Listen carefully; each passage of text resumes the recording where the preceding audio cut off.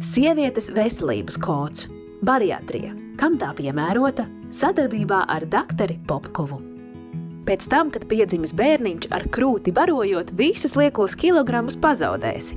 Ak, cik bieži dzirdēta frāze. Tomēr ne visām māmiņām tā paveicas. Dažām pēc dzemdībām ir kārtīgi jāpiestrādā, lai atgūtu iepriekšējo formu.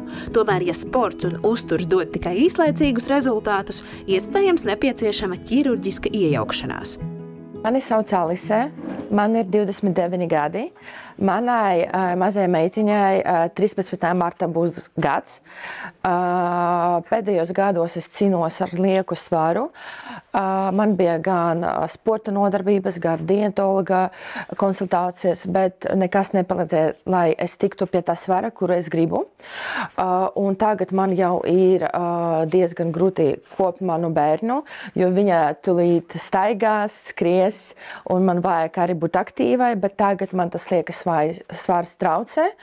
Tāpēc es gribu saņemt ķirurga konsultāciju par bariatrīsko operāciju. Bariatrijas operācija palīdz mainīt organismā notiekošos barības apstrādes procesus. Tā ir mūsdienīga, droša un efektīva ārstēšanas metode aptaukošanās un vielmaiņas traucējumu gadījumā. 3 gadu laikā iespējams zaudēt līdz pat 80% no liekā svara. Pirmā, ko mums jāizdara, mums jāapricina jūsu ķermeņa masu indeksu. Varbūt jūs zināt, varbūt jūs apricinājāt savu ķermeņa masu indeksu jau iepriekš? Jā, pirms konsultācijas pie jums es apricināju to indeksu. Tas ir 40. Priekš manī tagad mans augums ir 165, svars tagad 110 kg. Pēc tam, kad konsultācijas laikā tiek noskaidrota pacienta veselības vēsture, blakus slimību, hronisku saslimšanu klātesamība, iepriekšējās traumas, kā arī veidi, kā pirms tam mēģināts atbrīvoties no liekā svara, var uzzināt par piemērotāko operācijas veidu. Mums ir jāizvēlas operācijas veidu, jo bariatrija ir 2 galvenie operācijas veidi. Un aplūkojot visu jūsu iepriekšējo vēsturi un blakus slimības un pašreizē stāvokli, es domāju, ka jums ir nepieciešama tā saucamā kuņģa vertikālā vai piedurknes tipā rezekcija. Angļu vārdā ir sleeve gastrektomija. Runājot par iespējamām komplikācijām, tiešām tā ir. Bariatriska tipa operācijas pilnīgi neatšķirās komplikāciju skaits no komplikācijām citas ķirurģiskas operācijas veids. Un sastāv aptuveni ap 2, maksimāli 3%. Tagad no operācijas zāles, kur šīs manipulācijas tiek veiktas, ķirurgs izstāstīs, kas tieši operācijas laikā tiek izdarīts. Pastāstīšu par vienu no bariatriskām operācijas veidiem, kuņģa šuntējušu operāciju, tā saucam angliski gastric bypass operāciju.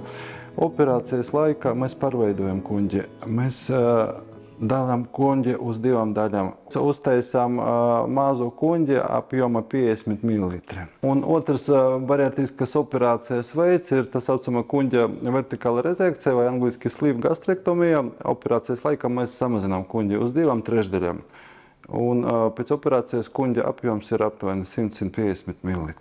Es saņēmu no doktora Popkova tagad ļoti detalizētu konsultāciju par bariatrisko operāciju, par pēcoperācijas komplikācijām, par to, ka es saņemšu dietologa konsultāciju, ka tas ir ļoti svarīgi.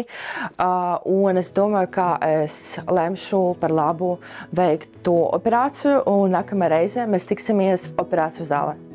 Operācijas notiek laparoskopiski, veicot 5 nelielus iegriezumus, kas ievērojami samazina atvesaļošanās periodu un neatstāja lielas rētas. Operācija noris vispārējā narkozē un ilgst apmēram 1,5 stundu. Atvesaļošanās laiks slimnīcā ir vien 3–4 dienas, tomēr sadarbība ar savu ārstu turpināsies visu nākamo gadu, nododot gan nepieciešamās analīzes, gan tiekoties vizītēs, lai sekotu līdzi progresam, jo operācija ir tikai puse no darba. Pēc tam svarīgi ievērot noteiktos uztura ierobežojumus.